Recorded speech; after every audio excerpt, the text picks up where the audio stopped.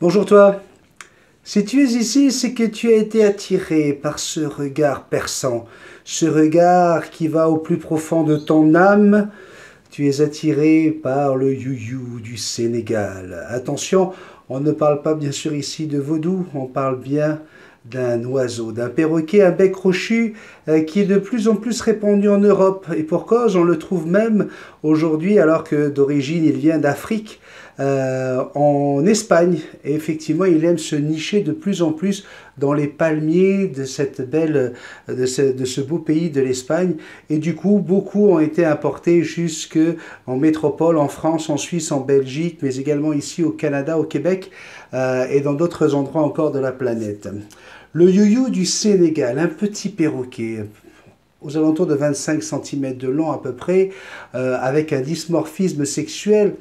Attention, hein, on se rappelle toujours que la prise d'ADN est la meilleure façon de pouvoir sexer son oiseau, mais il a quand même ce petit dysmorphisme effectivement autour du couac, autour de l'anus, au niveau du croupion de l'oiseau. En soulevant un peu la queue, vous allez voir chez le mâle, vous allez avoir le tour du croupion qui va être tout jaune, alors que chez la femelle, il va y avoir comme un petit cercle, un petit triangle, un petit losange, peu importe, vert. Et là, on va pouvoir différencier le mâle de la femelle. Le you du Sénégal, un petit perroquet africain, donc avec un caractère qui peut se comparer facilement quand même, sur plusieurs points en tout cas, à celui du gris du Gabon, le gris d'Afrique. Effectivement, on va avoir affaire ici à un perroquet qui va être très intelligent, très calculateur. Comme je vous l'ai dit dès le départ, avec un regard profond, il va être là pour vous observer, pour voir le moindre de vos gestes, le moindre détail et le moindre changement également. Mais attention, nous avons affaire ici à un possessif, un animal qui va être effectivement très attachant, très attaché, avec qui vous allez pouvoir vous amuser, un véritable clown, mais il ne partage pas. Et nous avons ici le roi de la bipolarité chez le perroquet. Sérieusement, en 40 ans, c'est certainement le perroquet le plus bipolaire que je n'ai jamais vu.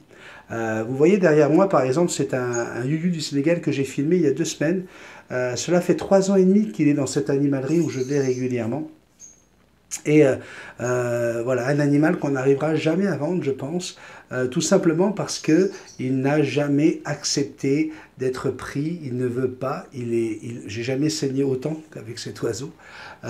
Et pourtant, il demanderait que de l'amour. C'est une petite femelle, elle s'appelle Dahlia, et c'est un you du Sénégal qu'on a envie de prendre tellement qu'elle est belle, elle est, regardez comme elle a des couleurs magnifiques, et pourtant impossible de présenter son doigt. J'ai réussi moi à la prendre, j'ai réussi à la prendre grâce à un perchoir, mais il faut mettre le perchoir derrière elle pour qu'elle mette la patte en arrière. Alors, des explications, il peut y en avoir plusieurs. Moi, ça fait juste 2 ans et demi, 3 ans que je la connais, mais elle a plus de 4 ans et demi.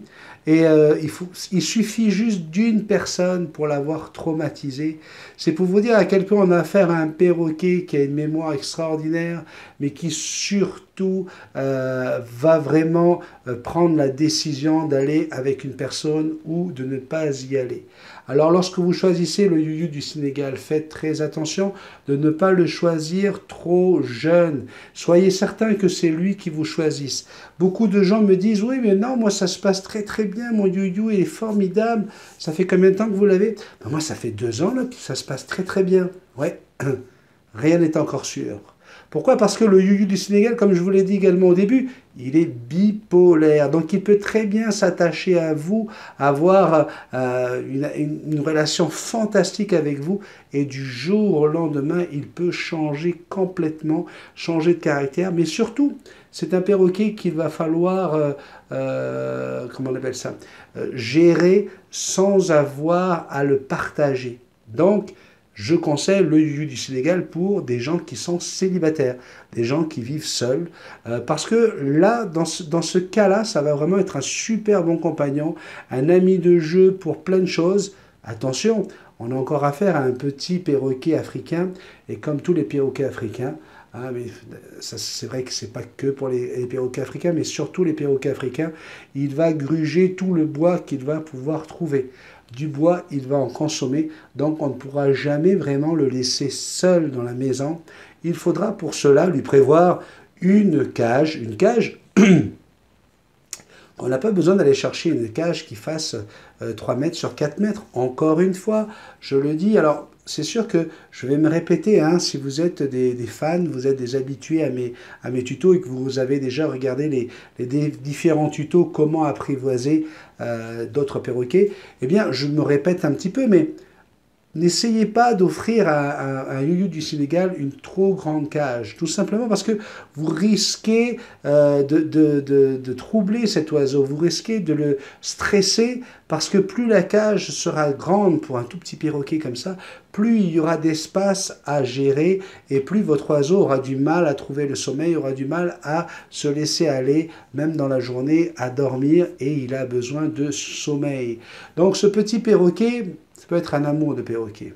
Mais attention, lorsqu'il mord, lorsqu'il pince, ça fait très, très, très, très mal. Alors, si vous êtes célibataire et que vous décidez de prendre cet oiseau, bien, tout va bien se passer. C'est possible que ça dure 15, 20 ans et que ce soit le meilleur des mondes. Mais attention, le jour où vous allez rencontrer une amie, le jour où vous allez rencontrer votre futur conjoint ou conjointe, eh bien, les choses risquent de se corser. Hein. Il est tout à fait possible que l'oiseau vous en veuille et soit agressif avec vous, comme il sera, c'est certain, il sera agressif avec votre futur conjoint ou conjointe. Donc voilà, une vie, une cohabitation qui peut être quand même assez compliquée avec le you du Sénégal. Donc on va avoir une relation avec lui en dehors de sa cage, on va jouer avec lui, on va le sortir de cette cage. On parle d'une cage, encore une fois, là on parle de 60 par 60 sur 90 cm de haut. C'est largement suffisant pour qu'il puisse avoir tout ce qu'il faut. Surtout, on ne met pas la main dans la cage d'un you-you du Sénégal. C'est la meilleure façon de le stresser. Et surtout, c'est la meilleure façon de se faire attraper le doigt. Le you-you du Sénégal, et c'est valable pour beaucoup de perroquets, il va tout faire pour attirer votre attention. Donc effectivement, il va être capable d'apprendre à chanter, il va être capable d'apprendre à siffler des airs, il va dire quelques mots. Si vous lisez sur Internet qu'il parle aussi bien qu'un gris d'Afrique, ce n'est pas vrai. Hein. Bien sûr, il y a des exceptions qui confirment la règle, mais ce n'est pas vrai. 9 you-you sur 10 ne vont pas parler, ne vont pas avoir un grand vocabulaire, une vingtaine de mots grand maximum. Ceux qui parlent sont des grandes exceptions.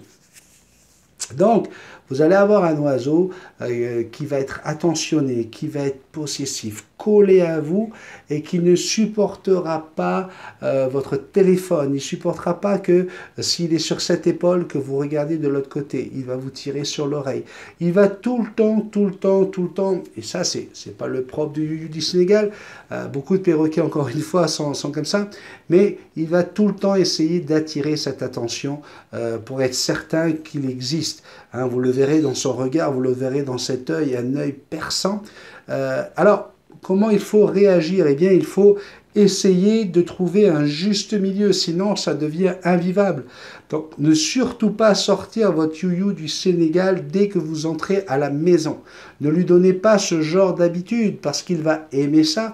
Plus de temps vous lui accorderez et plus de temps il va vous en demander.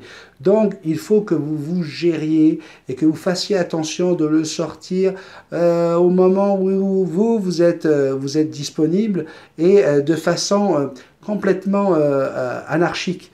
Je m'explique, ne le sortez pas toujours au même moment, parce que sinon, il va faire une relation de cause à effet, et à chaque fois que, si vous décidez de le sortir, à chaque fois que vous allez vous mettre à table, par exemple, bien le jour où vous allez inviter des amis, et que vous n'allez pas vouloir le sortir de la cage parce que ses amis sont là, non seulement déjà il a une jalousie maladive, il va vous en vouloir hein, parce que vous le laissez dans sa cage, mais en plus il va en vouloir à vos invités, et là ça va être une catastrophe parce qu'il va pousser des cris, et ceux qui disent que ça ne crie pas un you-you du Sénégal, encore une fois, c'est pas vrai. Quand ça veut crier, c'est capable de crier, c'est capable de faire des bruits qui soient assez pénibles pour que voilà, le souper soit un peu compliqué.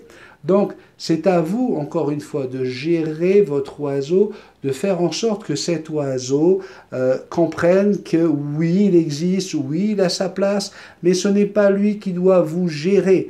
Un oiseau qui vous gère est un oiseau malheureux, parce qu'une proie a besoin de se sentir en sécurité, a besoin de sentir qu'on est là pour le protéger et non pas que lui soit là pour vous protéger.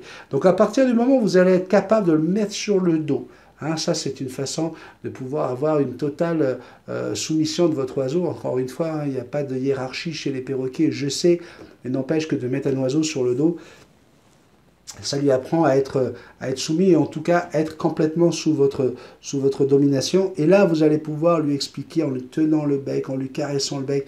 Regarde, c'est moi qui commande, t'inquiète pas, ça va bien se passer. Là, l'oiseau va essayer, va tenter constamment de vous pincer l'oreille, de vous pincer le doigt.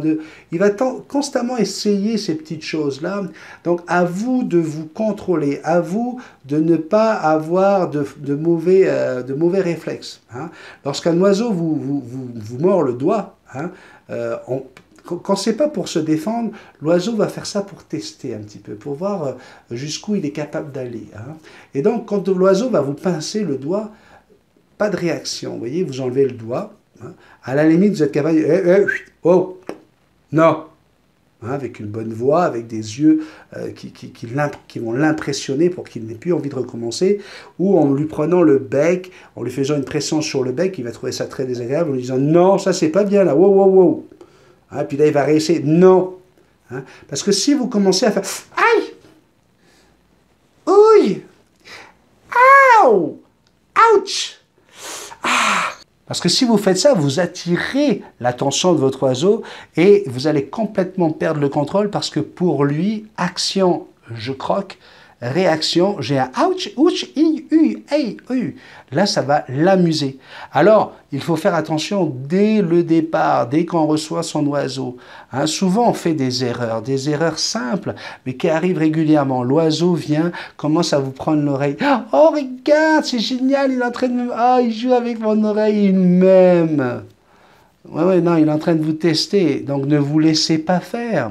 C'est parce que si vous commencez à le laisser faire, puis à un moment, oh, ça commence à faire mal, puis à un moment, ça fait très mal. Si là, vous lui dites d'arrêter, qu'est-ce qu'il va faire? Il dit, oh, d'habitude, t'aimes ça, quand je te fais ça, je vais te le refaire, et puis je vais te le refaire de plus en plus fort. Donc, un oiseau, ce n'est pas un bébé, ce n'est pas un enfant, ok? Il faut tout le temps le gérer, il faut tout le temps lui montrer que vous êtes là pour gérer les situations, sa situation, votre situation. Donc, dès le départ, non, on n'accorde pas ça à un oiseau. Ok? On commence surtout pas, jamais, on ne laisse pas l'oiseau venir sur sa tête. Hein, parce qu'encore une fois, à partir du moment où il va surplomber, alors « Ah, regarde, il est sur ma tête, c'est génial, il est sur ma tête, il m'aime !» Oui, il t'aime. Sauf que à ce moment-là, lui, il est comme ça. Lui. Il est en train de vérifier si tout se passe bien, tout va bien, et il est au-dessus de vous. Donc, il gère la situation, et ce n'est pas son rôle. C'est à vous de le gérer. Donc, non, tu descends. On l'attrape, on le met sur la main, on apprend à toujours regarder son yo-yo du Sénégal bien d'en haut. On ne lui donne pas comment on appelle ça, pas d'importance. Hein. Je vous explique. Un oiseau pense qu'il fait la taille de sa hauteur. Okay? C'est pour ça que votre oiseau, quand vous le mettez en face de vous, là, vous devez toujours le garder légèrement plus bas que votre regard pour lui montrer, oh, Coco, là, c'est moi qui décide. C'est moi qui gère l'affaire. OK? Donc, vous le gardez sous votre œil et l'épaule légèrement au-dessus de l'épaule. Ça évitera à votre oiseau d'avoir envie de courir sur votre épaule parce qu'elle est plus basse et ça l'évitera de vouloir vous dominer puisque c'est vous qui êtes au-dessus et vous allez pouvoir comme ça gérer votre oiseau. Un yo-yo du Sénégal, c'est un oiseau avec lequel, effectivement, vous allez pouvoir apprendre des tours, vous allez pouvoir jouer, il va pouvoir utiliser des jouets en bois, en corde, en plastique, il va pouvoir jouer avec des jouets de petits chats, de petits chiens. C'est vraiment un animal qui est très éveillé et qui va être certainement très sensible à différentes sorties en extérieur, pouvoir aller voir le soleil, pouvoir aller profiter de tout ce qu'il y a autour de votre maison.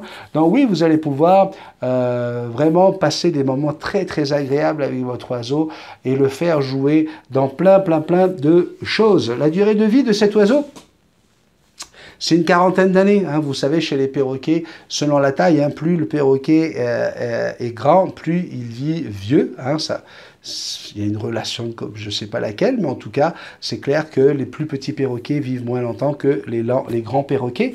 À côté de ça, au niveau de l'alimentation, bien c'est un perroquet qui est comme les autres, omnivore.